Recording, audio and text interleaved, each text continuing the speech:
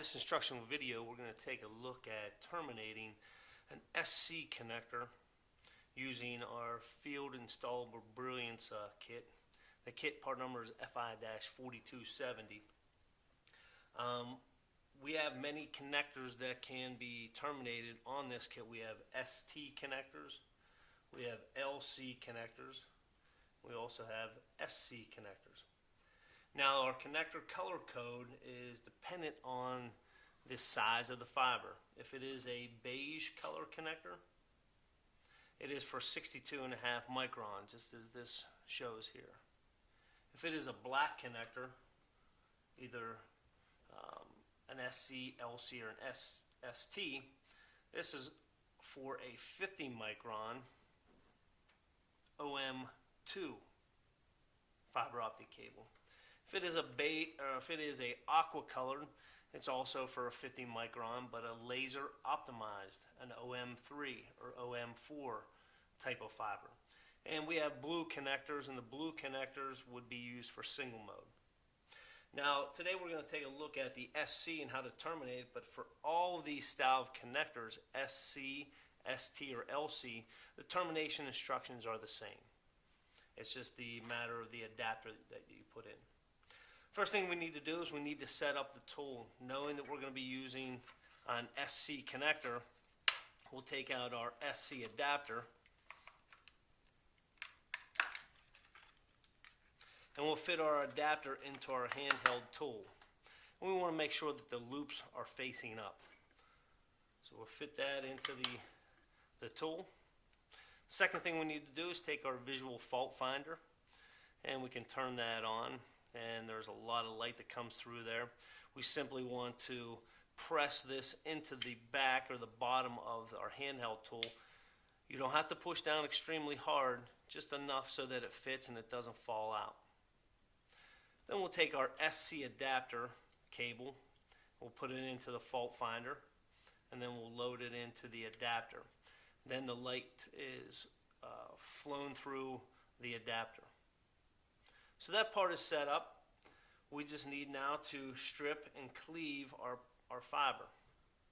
We're going to take our strip tool, and this strip tool has 3 holes to it. We want to take the last hole, or the smallest one, to strip the buffer and the coating off of a piece of fiber. A lot of times people will take the middle one, and that only gets the buffer off, and I'll show you exactly what I'm talking about here. I'm down to bare glass so far, but if you take the middle strip and strip that off, you'll notice that it is a lot bigger of a diameter. So on the left hand side we have down to bare glass. The middle size is the coating, which needs to come off, and then we have the buffer. And the buffer is the color code for an optical fiber. The easiest way to do this is to take our smallest hole, and 1/4 inch at a time we want to strip the buffer and the coating. And we need to get down to approximately 1.5 inches, 40 millimeters of stripped buffer and coating. Take an alcohol wipe and just simply wipe the bare glass, and this will remove any of the coating residue that might be on the glass. So we've stripped that to 1.5 inches. We're going to take our tool, this is our cleaving tool, and this is spring loaded. So it's spring loaded, so when we feed the fiber in and release the spring loaded, it holds the fiber. We need to go to 8 millimeters on this for this particular connector. So we're going to load my bare fiber into the tool until the buffer hits 8 millimeters. Once it hits 8 millimeters, I can release the spring, and it holds the fiber. Now there's a V groove in here, there's a V groove here, and a V groove in the middle of the tool itself. Make sure that both the fiber, the glass, and the buffer are lined up in the V groove. With our thumb, we're going to put a little bit of pressure back on it to keep it nice and straight and flat. There's a blade that we're going to push the blade down onto the bare glass. You don't have to do this extremely hard, just a small tap to it. And then tap the back end of it to break the glass. So we've broke the glass at 8 millimeters. The excess glass is in the tool itself. So we need to take our tweezers and we need to disregard this and put it into our tube. So we grab the hold of that, put it into our waste tube, because we don't want glass to be laying around a job site for anybody to get that into their skin and damage them. So that's the cleave. So we've cleaved that now at 8 millimeters. The next step is to take out this sheet, and this sheet allows you to lay it down to scale, and we're going to mark the buffer at 13 millimeters. And all this does is gives you a visual indicator when you load the fiber into the connector that you've reached a particular mark. And we'll get to that. We'll take our connector, and there is a boot, a dust cap boot that we have to remove. Okay, and we'll load the connector into the tool. But before we do that, this connector has an activation tab. By pushing the activation tab forward, opens up a cavity that's inside that allows our fiber to be fed into the connector. By closing or pulling back on that tab, closes that cavity.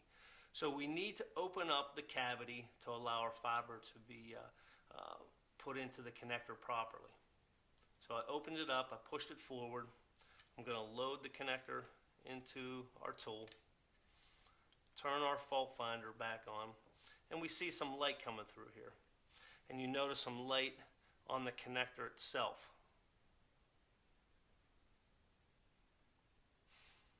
We'll take our piece of fiber, we'll load our boot onto it, and loading the boot can happen before you strip, can happen before you cleave, so it really doesn't matter, but sometimes people forget to load the boot onto it. One thing that's nice about this connector is it can be reused up to 5 to 6 times. So we'll take our tool and we're going to load our fiber into it.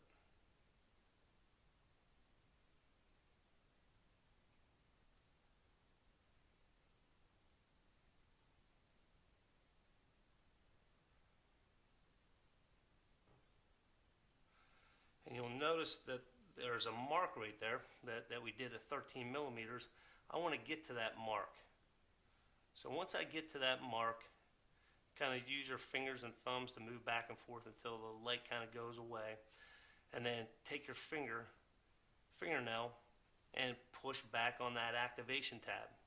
You notice that there is no light now coming through the connector window. It's a perfect connection at this point.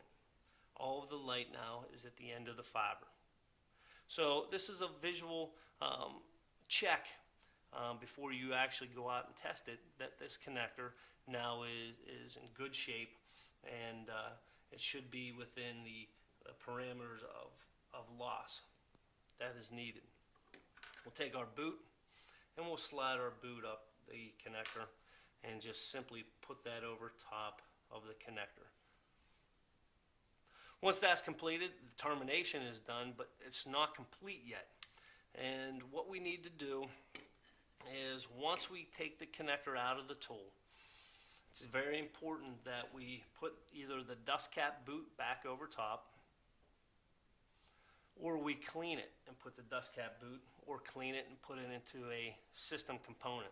So take an alcohol wipe, and we want to wipe the end of the ferrule off. And this is extremely important because at any time, dirt in an industrial environment can get into the end of the ferrule, or if you just wipe it with your fingers have oil, have dust, have dirt on them, and it can put some residue on the end of the ferrule. So we need to take an alcohol wipe and clean this every time before you put it into a system component or into a patch panel. And that is the completion of our SC field connector. If you have any questions or looking for more information on our cables, cable accessories, or system components, please visit our website at www.westpenn-wpw.com. Thank you.